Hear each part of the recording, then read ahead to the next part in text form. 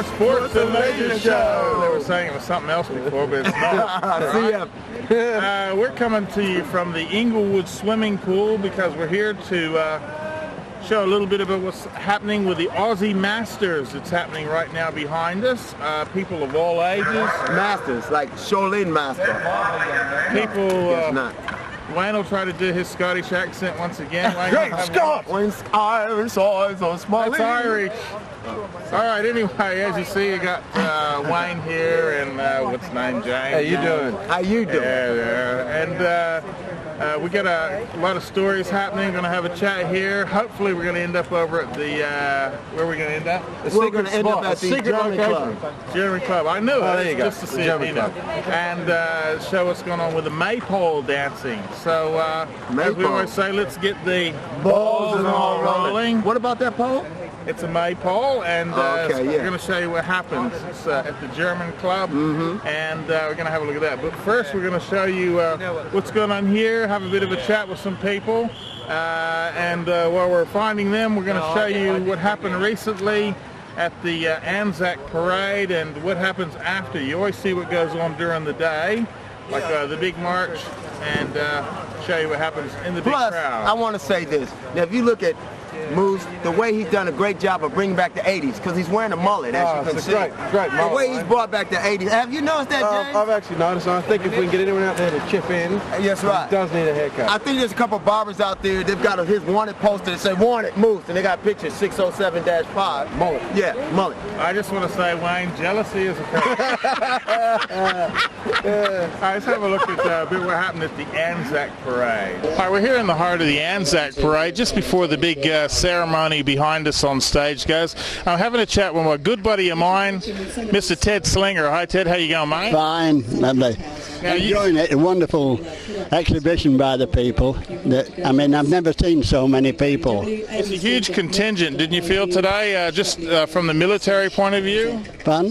You know, you had a huge turnout today from the different forces. Absolutely massive, you know. It's very good. And the people were absolutely wonderful. It was so nice to see so many children along there, you know, because it's just something that you felt was being neglected. But the children are amazing today, and the interest they've shown is wonderful, you know. So that's right. Fantastic. You keep on trucking, fella. I will try. We'll keep on trying. Long as we can. We hope to be here next year. And we're talking to Captain John Lancaster here in the back. Hello, Captain. How are you? Hi. How are you? Good, good. How do you feel about today? Well, I'm very glad to be here for the, I think it's 22nd time in Perth. I think this must be the best ANZAC day we've ever seen, and certainly the most people, and the most children, and the most flags. Fantastic turnout. Congratulations. And I'm speaking here with Mr. Orr. Hello, sir. How are you? I'm well, thank you. Now, I was told that you actually did a bit of piloting as well back in the old days. Yes, Navy Fleet Air Arm, and also Seaman Officer, yeah. Which of the planes were you actually involved with? All of the Navy ones that you can think of. Something I found interesting when we were actually chatting with Ted last time when all the English came out, they were saying that they were really happy. They were flying one particular plane, but they were really happy when the Mark II came out because they had a bit of headroom. A lot of people don't realize that they were kind of crouched over if they were a little bit tall. Yeah, it depended on the height from your backside to your head and the height from your knees to your seat, whether you could get out of the things or not. Yeah. Well, congratulations, sir. All the best to you. Very good, and all the best to you too. So, yeah, just a quick chat with a few of the guys here and my old buddy Ted. And we'll catch up with a few more as we go. I'm happy to catch up here with Mr. Norman Ameson. Hello, Norman. How are you? Good, thanks, mate. Tell us a bit about your military career. Well, I volunteered and was 17. I was about to say, did you lie about your age like everybody else? To get out of the weather in Manchester. And father signed a thing and I joined up. And went through the basic training. And then they sent us to a place in Scotland, Carry, for a bit of a commando course. That was a bit rough, but it was all right. At the age of 17? Oh no, that was later on. No, 18, 19. They moved us out to North Africa with the first unit in a landing craft. There was a stoker in a landing craft. Got through that all right. Landed at Sicily, got injured there, lost the sight of one eye. But recovered from that. That means I'll look a whole lot better to you than if you can only see me with one. And I went to this medical fella, said, I can't do anything else with you now, you'd better go and rejoin the unit. So I said, where are they? He said, oh, he's a bit north, near Messina, you'll get a thumb lift up there, you'll find them. That's who are. So I found them and I finished and continued to the end of the war, which ended on my birthday in the River Po in Italy. Yeah, that's it. And I come back and I got on an engineering course and was in heavy transport ever since till I retired. Now, you mentioned you were limping. Did anything happen there? Or?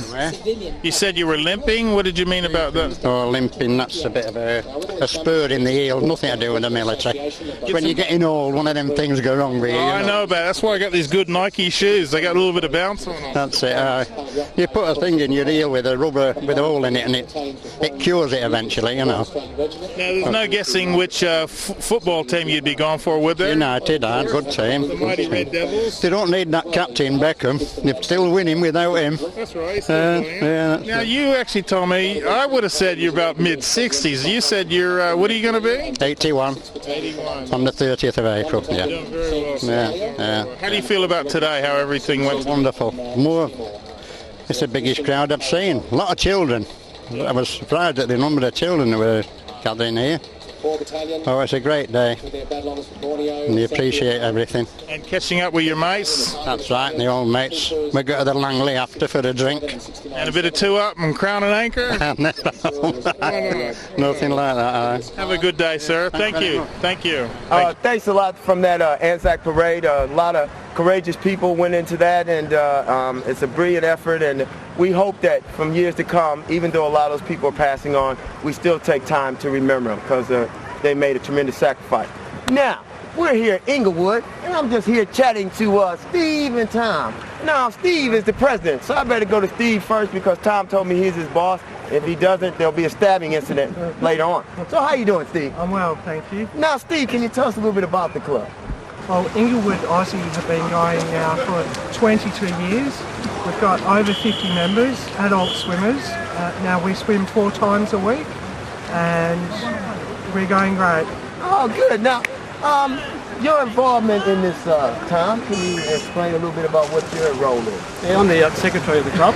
And basically, through the Aussie state body, people can make inquiries to go swimming, and I bring up myself and Steve, and we can tell them about the club, age groups, what we do, so give us some information about the club. Okay, then now our event today. Can you tell us what this event today is all about? Well, we're having a club challenge today. We've got 7 clubs from across the metropolitan area. I only have one club, and I usually use it to hit people in the face. But no, these 7 clubs, yeah. 7 clubs from as far south as Rockingham, as far east as Maida Vale, and we have over 140 swimmers here today. Okay. And we're going great. We've had good weather, and everyone's enjoying themselves. Yeah, it looks like that out there. I mean, people are really going for their life. I mean, I used to be a great swimmer, then I woke up. Now, basically, is there any sponsors or anybody you guys would like to thank for this event today? I'd like to thank the state body of Aussie for supplying all the officials, and I'd like to thank all the swimmers and all the members of my club. Obviously, you see that we rely on a lot of volunteers. Right. And, you know, we appreciate everyone who put their time and effort into our carnival. Now, Tom, you look like you've been swimming. Now, can you explain? Now, what events are you in today? I did a 200 freestyle. Normally have the long events first, get them over and done with. And also a freestyle 50 and a butterfly 50. Okay. Then we finish off with relays, which everyone goes involved in those. Now, Steve, basically the events that you guys have here, are they similar to what you would find in an Olympic? Very much so, yeah, very much so. Okay. Only times might be a bit slower. Just a little bit slower. So we won't see Michael Clem out here in those type of times today. He's not coming today. Oh, okay. Then, now, I mean, there's a lot of people out here, and I imagine that some of these people have swum at higher levels when they were in their prime. You know, not to say that we're not in our prime now, but I mean, was there anybody that maybe went to the Olympic level that's swimming today, or anybody that went to international level? We've got one or two who are just below Olympic level. Okay. But they're not in their prime anymore, so... Oh, okay. Yeah. So they're like, you know, we're 21. That's right. So they're like 22, 23. That's right. Yeah. All right. All right. Now, thanks a lot, guys, for your time. And is there anybody else you'd like to thank? The Action Man? Balls and all for coming down. Balls and all. And Balls and all, thank you. Terry Tyson Aquatic Centre for having us. Okay. Hosting the event, the pool. Okay, then now when is your next event? Probably about 5 minutes. Oh, shoot, we better get you out of here. Not quite that. Well, I want to thank you, Steve and Tom. Thanks, Wayne. Good on Wish you. you guys every success. Good on you. And we're going to go now to James. James is around here loitering somewhere, so we're going to get him on camera and see how it goes. So now speaking with Brett and Fiona. How you doing? Hi, Dave. Thanks a lot to Wayne anyway. How you doing? And can you tell me a bit about how you're going today? A bit faster. I heard you had a great start just a little while ago. Great start, You know, yes. Like fantastic, wasn't it? Fantastic start. First one I slipped off the blocks, and the second one I think I got disqualified because I broke just that little bit. But I got 32.05 in the actual swim, so it was one of my fastest swims. And how are you finding the day, Fiona? Oh, really good. I've only done one race and I'm just about to hop in for another one. Yeah. You know, 50 backstroke. All right.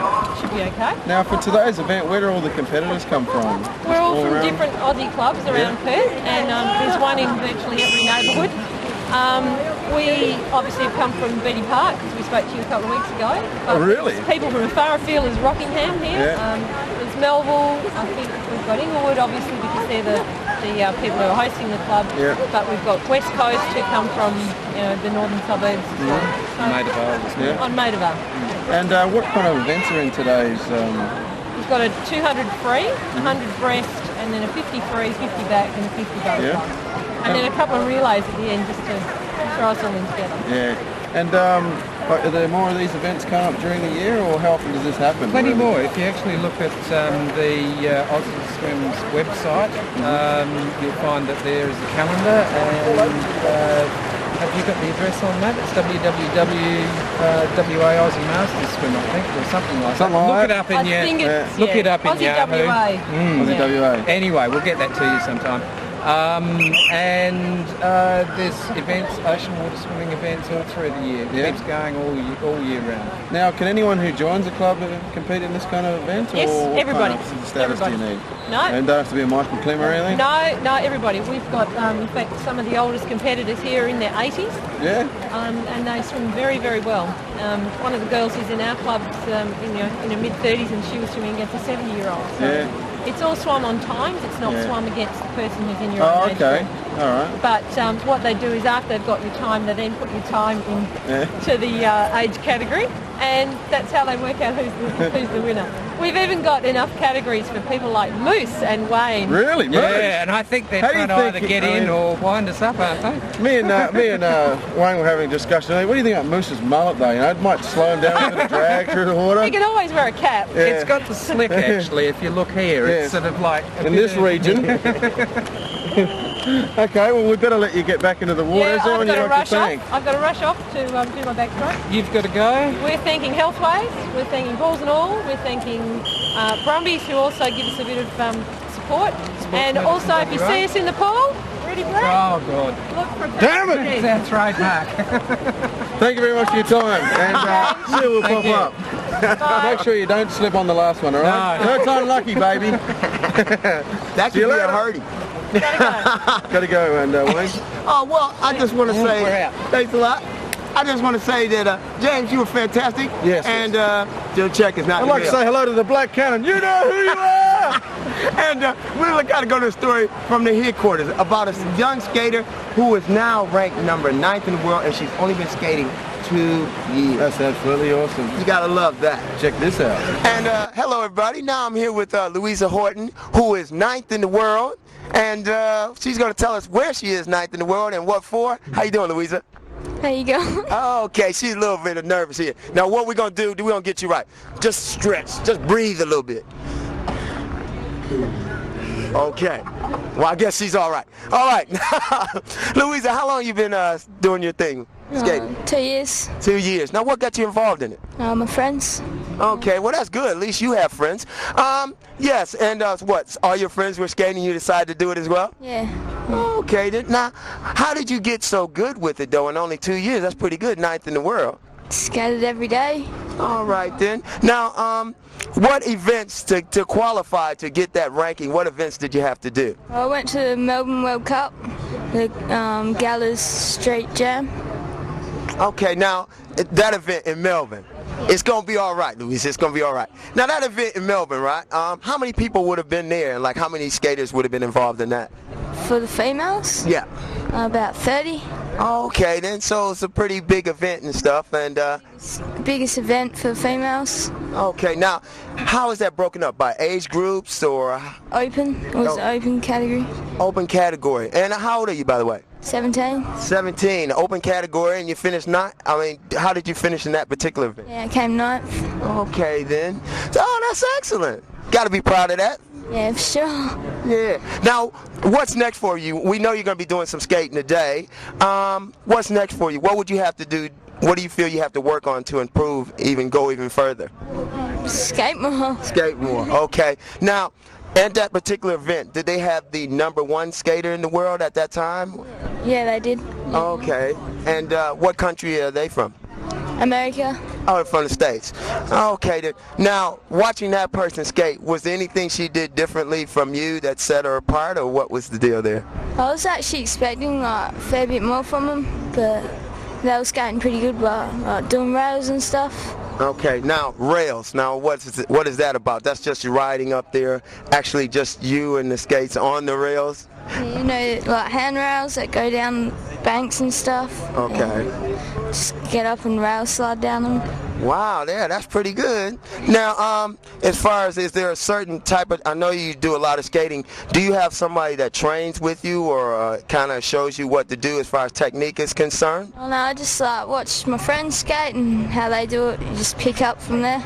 Okay, then. And learn from that. Now, a day, like, do you have to do this every day, or how many times a week would you do it, train? Well, I skate every day, but you don't have to. Oh, okay. Okay. Just when you want to skate. Now, as far as major events coming up, do you have anything coming up? There's going to be 2 more World Cups, I think, in Melbourne and Sydney next year. So I'll try to get over to them. Okay, then now, doing something like this, coming in 9th in the world, do you have like any sponsors or anybody you'd like to thank that's helped you out? I'd like to thank Surf Central the most, because they helped me get there and stuff. They were I don't know, they're just a real good sponsor. And X-rated boards hooked me up and give me free boards and stuff now. Okay. And Vertigo skate park. Okay. Yeah. Now, when you train, is there a certain place that you train, or you're just all over the place? Just all over the place. Okay, then. So we might be walking down the street and see you skating by us one day or something. Yeah. All right. All right. Now, do you have any other family here today as well? No. Okay. So you're just coming in here to skate, kick a bit of butt, and go, huh? Yeah, that's it. Oh, well, good on you. Well, thanks a lot, Louisa, and we wish you every success. Thanks. Hello. Now, I mean, obviously, I'm a lazy bugger, but if you look at Golf Williams, 86 years old, still out here competing, that's just fantastic effort. How you doing, Golf? Very well. Now, Golf, can you give us a little bit of your background in swimming? Yes, I was 20 years old when I first swam there. You swam in Fremantle at 20? Wow, how long did that take you? About an hour. Wow, that's fantastic. And the rest of your background in swimming? Well, when I retired, I started swimming at 60. I've been going for the last 20 years. Wow, retired and just been swimming. So how often would you get in the pool these days? I get in 4 times a week. Wow, 4 times a week. So that just shows you you're never too old. I do about 1,000 metres 4 times a week.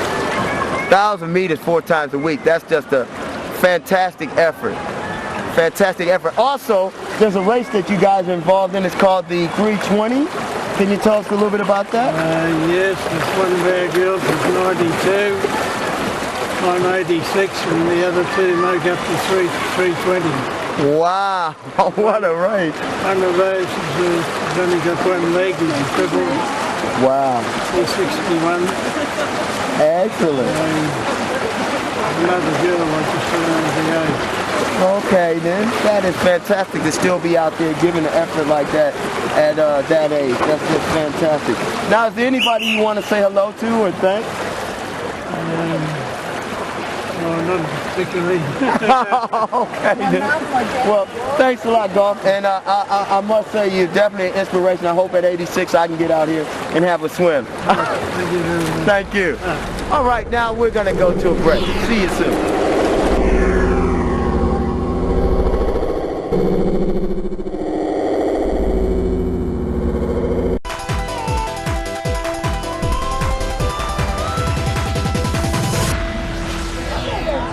Welcome back from the break. And I need a break right now because I've had some beautiful German beer and this is absolutely fantastic. Now I'm here with the president of the club. Thank you, mate. Thanks for looking after us, mate. Thank you. And your name is, young man? Heinz. Heinz Musafikov. Oh, okay then. How you doing, Heinz? All right then. Now I'm here with Volker and Gunther. All right now, can you tell us a little bit about the significance of the event today? Well, the rising of the Maypole, or is the old German, Austrian, Middle European tradition. It has been done to invoke the good spirits, to have the gods approving of, and giving their blessing to have a good harvest and to, generally have a good beginning to the spring. That is fantastic. Now, can you tell us a little bit about your involvement with this, Gunther? I'm involved in so far that I was helping for the Maypole itself. I'm wearing a traditional costume which comes from Bavaria. That goes back long and centuries ago, where people wore these costumes, and they still do to today as a matter of a national costume or Bavarian costume in that respect. And we also have the dance group who have an original costumes. Thank you. Now, okay. Now, speaking about your costume, if we can just get a close-up of this, it's absolutely fantastic. Now, how far are we going back with this costume?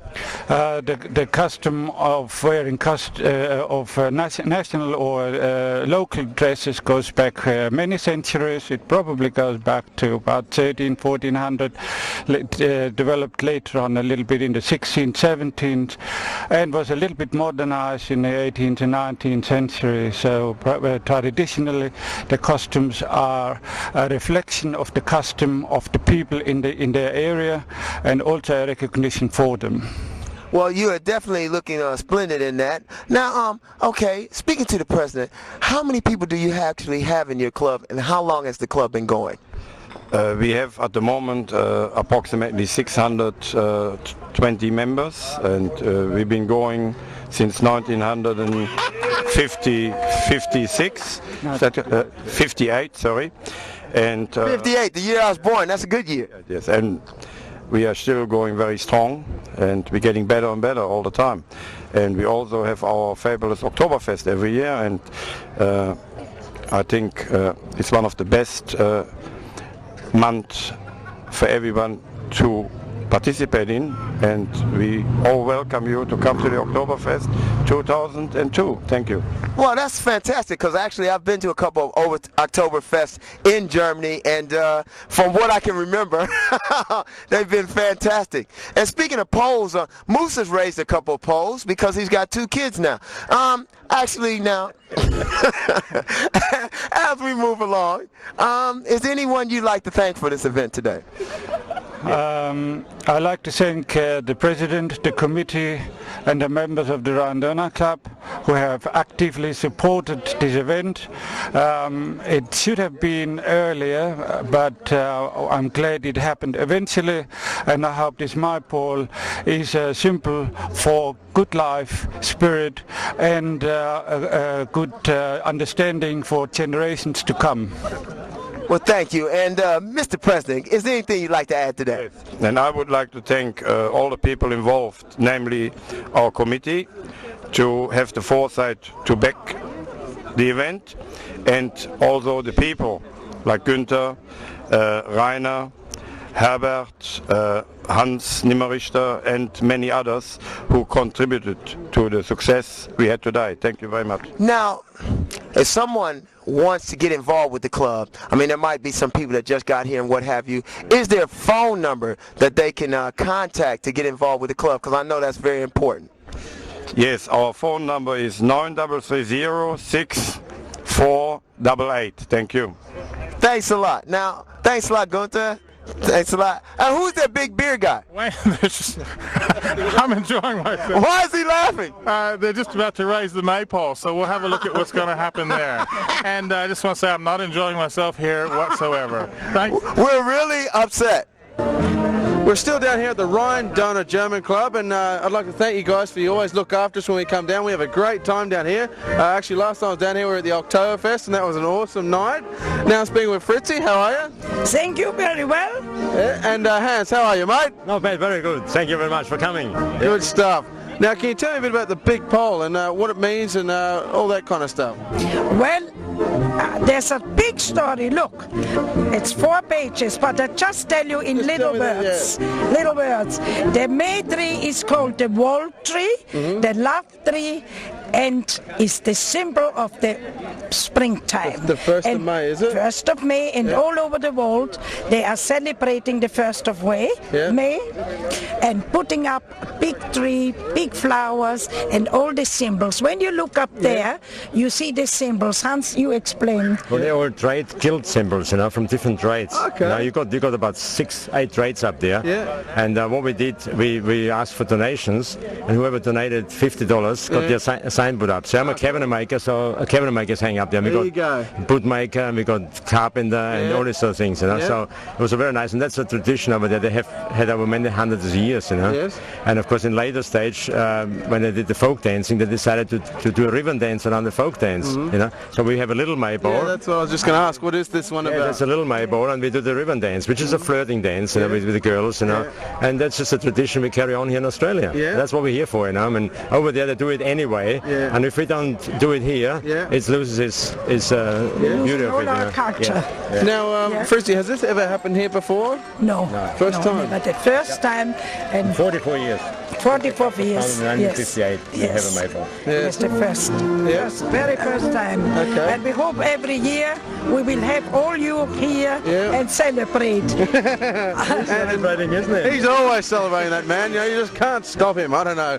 Now, we've seen you out there. You're leading the dance. Can you tell me about some of the culture behind some of the dance we've seen today? Well, the dance started actually in a forest where the boys went out wood chopping. And that's going like, I guess, 300, 400 years. And, long time. And they, to warm up, they started clapping, and the clapping was actually like a crack of a whip or a rifle shot. And that's why they start hitting their shoes, their thighs, and the leathers, you know.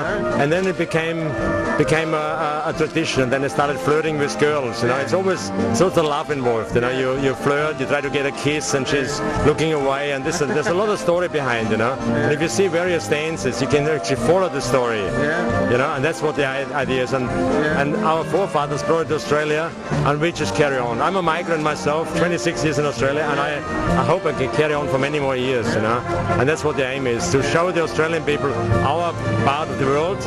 Austrian Bavaria is very similar, you know, and we do that here. And we got costumes from over there. We raise a lot of money. We spend the money on the costumes to have the original stuff, you know, and that's why we're doing it. That's absolutely fantastic. I remember last time I was down here speaking with Fritzy, and she said it doesn't matter where you come from, you can come down here and have a good time. You know, you don't have to be a German to come to a German club, which is absolutely fantastic. I mean, you make us feel really welcome every time we come, and it's just really good. That's our idea, to give you guys a good time. You know, we know our good times from the old countries. We carry on here to let you know what we're doing in our countries. You know? And Hans done a big job with the dance group. I must thank him. He's done a lovely job with all these lovely girls and men. He's putting all his effort and his time in to keep the dance group going. We had Dave was our group leader for 10 years. You met Dave last year, and he done it for 10 years in continuously, and he just wants a bit of rest, so I step in again, and we sort of swap around a bit, you know, and so long we keep the culture going. You know? It doesn't matter who is on front, who is up on top, it doesn't matter. So long our aim is have fun, keep it going, enjoy people, you know, and that's and make an event. We like to invite you to the Edelweiss dance on the 11th of May. We have our traditional May dance here, which is inside dances. Yes. We do more dances. We play the cowbells. It's just we do it on the beginning of May. You know, I'm pretty sure we'll be here anyway. You'll be invited. We all want to see. And there's always Oktoberfest, which Hans was telling me I got to come down on the Saturday this year. Yes, make it on a Saturday. I'll make it here. It's full hours. I mean, you can't move. You can't. That's the best part you can do Saturday. Now, Fritzy, what's the phone number? What's the phone? Sorry to put you on the spotlight. I'm just joking around. Remember last time we had an interview? Yes, I'm married to the club more than to my husband. No, that's not true. If anyone here wants to find out some information, 330 6488. Yes, that's the one. Yep. That's the one. And you have me, or Brigitte answering, and we hope we get a lot of bookings when we have his dance. It's called his dance because his group. It's virtual dance, you know. I mean, you can't miss any Saturday. You know, there's always a different theme, you know. And the dance group, of course, revolves around the Alpine region, about the folk dancing. We got an Austrian night, we got fun up in the Alps, you know. We got various things, and we use different themes, you know. And that's our tradition we do, you know. Fantastic. Yep. Last Saturday, yesterday, we had the valley bound dances. Had a great time. Yeah, it was great fun. Yeah. No, that's great to have you guys. No, it's always great to see you guys again. A pleasure talking to you. Thank you for coming. Thank you. Moose and all of you. No, it's great to have you. I see you later for a drink. Of the snaps. Beautiful. Thank you very much. Thank you. Pleasure.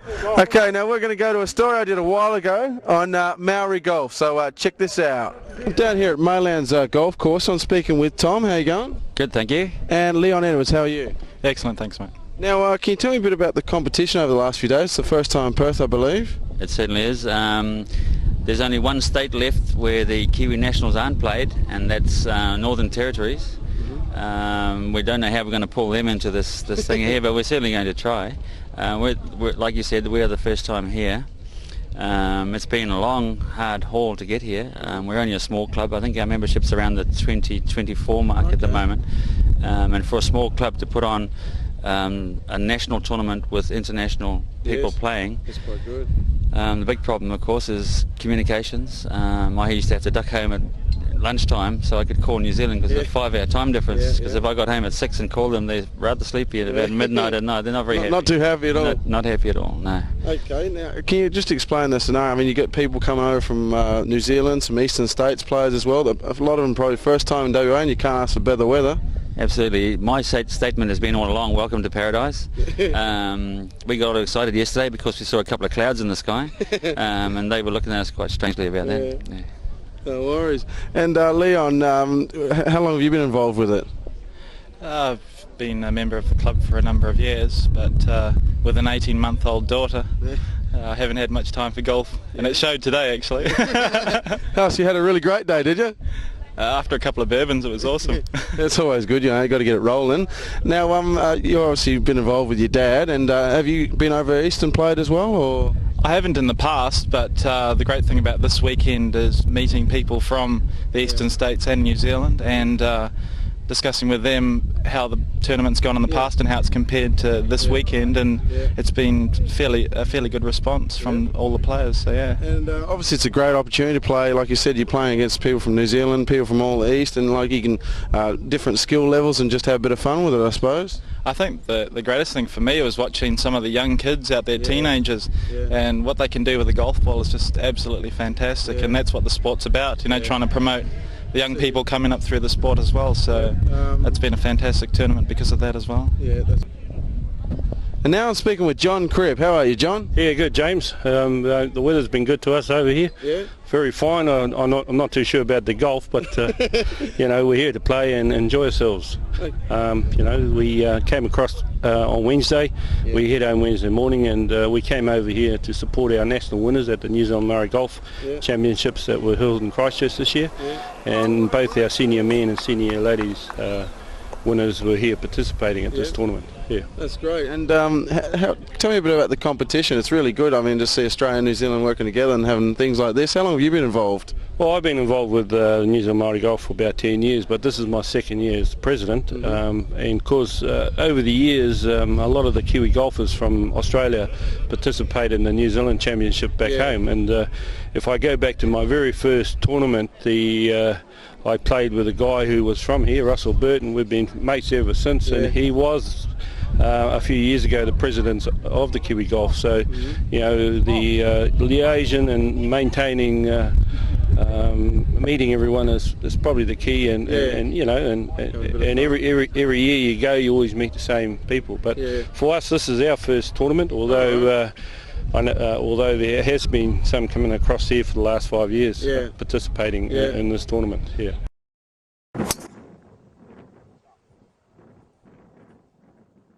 There's a couple of things I'd like to say here actually. Is there's several ingredients that go towards any successful sporting event. Of course, the main one is the sponsors. Without the sponsors, Air New Zealand is our main sponsor. They've put around the $6,000 mark towards the prizing. Then we've got Yalumba Wines from Adelaide. They've supplied us with wine and product. And of course, one of the members is a executive with a company over east, and he's put in a huge amount towards the prizes as well. And without that, the prize table would be quite ordinary. Then, of course, you've got the visitors from out of the state. That is the main thing. And then, of course, the people from within WA themselves. And you mix the ingredients together and it just shapes up to good time. Absolute good time. I suppose you have your volunteers as well who help out and make everything great? Mate, without a club and a committee like we've got behind us, this thing would never have happened. All I can say is they were staunch, you know, they were there. There were some hard decisions to make. They got together and made them.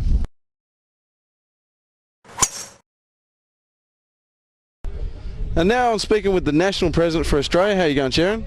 Good, thanks, James. Yeah, can you say a little bit about the competition today? How have you felt it's gone? I think it's been tremendous. As you can see, all the players have really enjoyed themselves. The weather's been fantastic, but of course, on your local public golf course, it stood up very well to a field of 144 of all grades. So. It was an excellent day. Awesome. Now you're based in Sydney. You're with the national body. Did you guys start this competition a few years ago, or how did it all begin? It all began in '94, where we some of the clubs sat down together and said we needed to put together a tournament where we could all come together either every year or every second year, but a focal meeting point for all the clubs out of Brisbane, Sydney, Melbourne, Adelaide. And we've just expanded it from there. And how do you feel it's growing, and where would you like it to see go in the next 10 years, I suppose? I'd like to see us represented in all states. We also plan to take the tournament offshore for one, to take it overseas to New Zealand. And but to continue in the vein and get people to come along and enjoy the spirit of the tournament, especially the golf.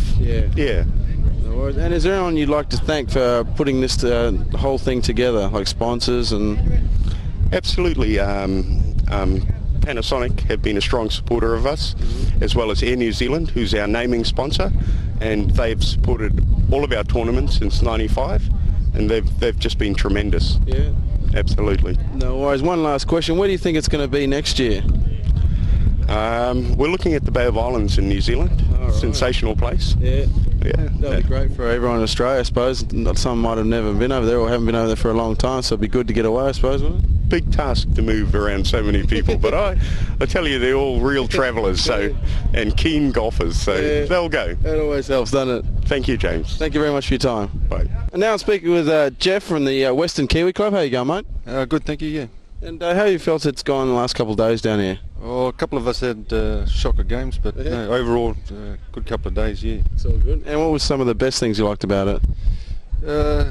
Just having the lads here, having the support, and just being part of the tournament. And how long has the Western Kiwi Club been around and going? Oh, a few years. We were initially with the Wanneroo Hotel. Then we went to the Wanneroo Wanderers last year. We're going Western Kiwi this year, so we can get into a few tournaments. And is there anyone you'd like to thank for getting you guys here in the tournament? Oh yeah, we'd like to thank our Angels, our committee. They put a lot of hard work into it. Always the people behind the scenes, isn't it? Always behind the scenes, yeah. Yeah, Willie's Angels. Yeah, so they're doing well. Now, one last question. How have the WA boys gone compared to the rest of the states and New Zealand? Kicking a bit of butt or not too good? Well, yesterday one of the Kalamunda players was actually leading the tournament in the gross in the main prize line. I've just second in the net. Yes, right. And I think you were watching one of the leading players from the eastern states, from Brisbane, I think he is, BJ Wairea.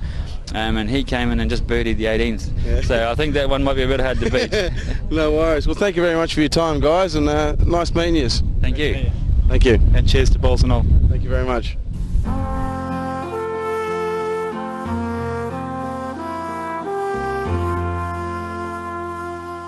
We'll be back after the break. Willkommen wieder.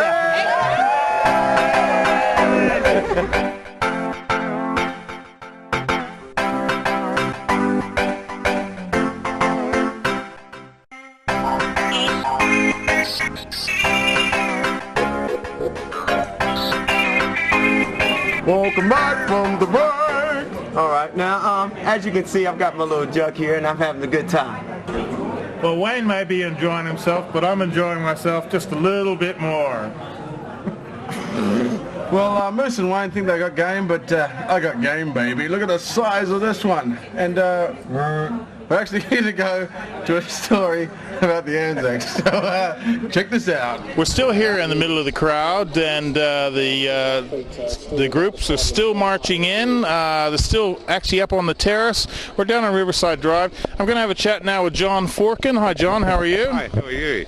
Good. Now, you're actually an ex-Korean war vet. Yes, yeah. My father was over there. Now, where were you set up at? I was with the 1st Battalion Royal Australian Regiment. Right. And with the Korean War, and then we went on to Vietnam. Did you get involved there as well? I was medically unfit for Vietnam, so I finished that. All right. And how's everything been since then? Oh, we're going well. Good. Always well. Always well. It's the only way to be. That's my story, and I'm going to stick to That's it. Right. How do you feel about today, the big turnout today? Marvellous, absolutely marvellous. Never seen so many children. Beautiful to see them. It's fantastic. I know that there was all the controversy and all that about who should and who shouldn't. We won't go into all that stuff, but it's good to see that people are there and actually remembering what it's all about. This is what it's all about, yeah. Good. We see you got a very proud son there too. Tracy said to come and say good day to you. He is, he always has been. Good. All the best to you, sir. Have a good day. Much. You too. No worries. Thanks, Tracy, anyway. All right, now I'm going to have a chat with a couple of the boys here from the Catalina. Hello, sir. Your name? Yeah, Jim Atkinson. Jim, now you flew the Catalinas, and that's the big planes. For those of you who don't know, they used to land on the water. Yeah, land on the water. Lovely. What kind of things did you get involved with back in the old days? Oh, gosh, too numerous to mention, really. I have to think back a bit, but I ended up on the Air Sea Rescue. After the war, they talked us into joining the Air Force, and they put us on cover the air route to Melbourne, to London, and lots of things up in New Guinea and whatever. You miss the old Catalinas? Oh, yeah. They're beautiful, graceful old ladies, weren't they? They just found one that's taken to Point Cook to the museum. We used to fly in for hundreds of hours. You wish you were on that flight, having a bit of a go? Yeah. All the best to you, sir. What was that? All the best to you. Hope you had a good day today. Yeah, lovely. It's one of the biggest parades I've seen, I think. Yeah, and everyone's commenting about the children as well? Yeah, thousands of little tiny fellas. Yeah, marvellous. Lovely day. I couldn't ask for a better day. We're going to have a chat with your buddy here named... He's got a funny accent, so if you'll excuse the accent here. This is Chuck. How you going, Chuck? Not bad, thanks, yeah. Now, you've been here for how long? 57 years. And I'm told you're actually one of the people that were there when Pearl Harbor was bombed. I was at Pearl Harbor. I was on Ford Island, the island that all the battleships were tied up to. Tell us a bit about that day, just a little bit. Well, it was a hell of a day. You know, it came so unexpectedly, and Number 51, the ambulance was served into the Royal Australian Army Nursing Corps. Crazy also things, mentions the Middle East PAD Association. A little bit like the September 11th thing that no one expected. It all happened, and you flew one of the first Catalinas into Australia? That's right. Yep. We left Pearl Harbor exactly a month after the raid and came to Australia, up to the islands, and then later on back to Darwin, and then back to Perth. And then, as you do, you met an Australian woman and settled down. That's right. How do you feel about today and seeing your old buddies again? Oh, terrific. I never thought that there'd be so many people at an ANZAC parade. It's absolutely wonderful. Well, hopefully a lot of people will see this and be inspired, and it'll be twice as many next year. Yeah, that's right. That's right. But I can't imagine twice as many. It seems to me like there's a few 100,000 or more people here now, you know. Fantastic. Well, have a good day, gentlemen, and hope you win on the 2-up. Yeah, all right. It's a beautiful day for it. Thank you. Thank you. All the best to you. I'm really happy to catch up with my good buddy Rick here. Hi, Rick. How are you? Not so bad, miss. Rick Tallowan, and you might remember, those of you who watch the show quite often, we did a story about a year ago, would it have been, with the submarine down in... A good year ago, yeah. Down in Freo. How's that all going? It's going very well, actually. More and more customers. You know, the whole project is very, very successful. I see they're putting a big cover over it and everything now? No, not over the submarine. The big cover you see is the new Maritime Museum. That will be open to the public round about the end of the year. It's still under construction at the moment. But by the time it'll take about 6 months to set everything up inside, and then it'll be open to the public, roughly around November, December. So it'll be good to see. Now, Rick... submarine stays in the wet. Submarine is not going to go anywhere unless there's a good flood, is there? Yes. I think we already proved the engines don't work anyway. We tried. Oh, well, yeah, they won't allow us to tamper with them, you know. It's a bit disappointing, seeing as that's all we worked with when we was in there. But no, they won't. Nothing can be touched as far as that's concerned. Well, we had the big day. I'm talking about the big submarine that's down on the end of the jetty near the E Street jetty, I think it is, down in Fremantle. Yeah. Now, tell us, how often can people come and have a look through the submarine? At the moment, it's Friday, Saturday and Sunday. It's Friday and Saturday 10 o'clock until 4. Sunday 11, beg your pardon. Friday and Saturday is 11 o'clock until 4. Sunday is 10 till 4. And when school holidays are on, then we're open for school holidays as well for the children. Because you were actually, as we said before, you're actually in the submariners and out there with the boys. Yeah. After that show, we actually had a lady who rang us up, elderly lady, a bit teary, and was saying thanks for doing it because her husband actually passed away in a submarine, and she'd always wondered all her life the kind of conditions that you guys lived in. Well, that's the only way people really can see it, is to come down and pay a visit, and we welcome everybody to come down and pay a visit. The more the merrier. We put most people at rest, at ease, if shouldn't say at rest, should I? Put most people at ease if they're feeling a little bit squeamish. I usually tell my customers, if you're a little bit squeamish, listen to me, and by the time I finish chattering, you have forgotten all about it. So it just keeps everybody happy. Yeah. Well, that's down at Freo, and of course we're talking to one of the veterans of the World War and also ex-submariner, Rick Tallowan. Rick, thanks for talking to us. You're welcome. My pleasure. All the best to you. And to you, Tom. Yeah, I hope you've enjoyed the show tonight if you're watching tonight, or Saturday if you're watching at 4 o'clock in the afternoon. Don't forget to, this Sunday, 2 p.m., 52 Arundel Road, we're drawing the $2,000 prize for the Time Glow competition. For the what? Time Glow competition. You or your club can win up to $2,000 off your sports uniform. Fantastic stuff. 2 p.m., 52 Arundel Road, Time Glow. And we want to say a big thank you to the Rhein. They've looked after us so well, and I tell you what, Wayne is totally immune to schnapps. Is that right? Wayne, how have you found it, Wayne? That stuff will clear your sinuses, ladies and gentlemen. I'll tell you a little story. I woke up this morning with a bit of a sore throat. Just about to say, look, I'm feeling a bit crook, can't go out. But now I've had two or three, maybe more. Yeah, but keep going. glass of schnapps and I'm fine, baby. A big thank you to, of course, all the ANZACs. God bless you all. We love you all. Don't forget, always the ANZACs. Thank you all. And big thanks, of course, to the Rhein Donau Club. Fantastic club. It's the German-speaking club. Don't think if you have to be German. That's it. Everyone can come down. Or Chinese to come here. You can be anybody. I'm Scottish American. A great Scot. Can someone, when you see him out, can you tell him he has no Scottish accent? I have a Scottish accent. It's terrible. Now don't forget October, the big Oktoberfest. It goes for a whole month here at the Rhein Donau Club. And they have all kinds of other events. Just give them a call or come down at North Lake Road. Come down and meet the people. They're great people. Fantastic. Thanks for watching. And everybody, the name of the show is...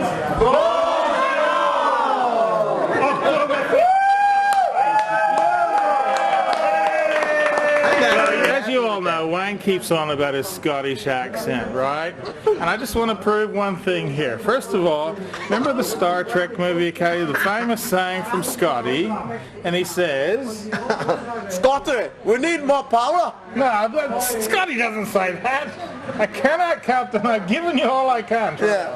Try it. Captain, I've given you all I've got. Okay, now that's Wayne's version. That's Wayne's version of a Scottish accent. And here we have Bruce. Bruce, would you like to say that? What he just said? Yeah. I can't captain, that's all I've got. And that's a little bit more Scottish than him, isn't it? Now, I just like you to work. Can you see the difference? He's obviously not closer to the board to get more sunshine. I spent heaps of time on the beach, as you can see. That suntan lotion didn't work. Hey, UB 15 million, get you every time. So you can make the decision yourself. Now, who would you say is Scottish? I'm terribly Scottish, as you can tell. Anyone who reckon who's Scottish between here? Brucey.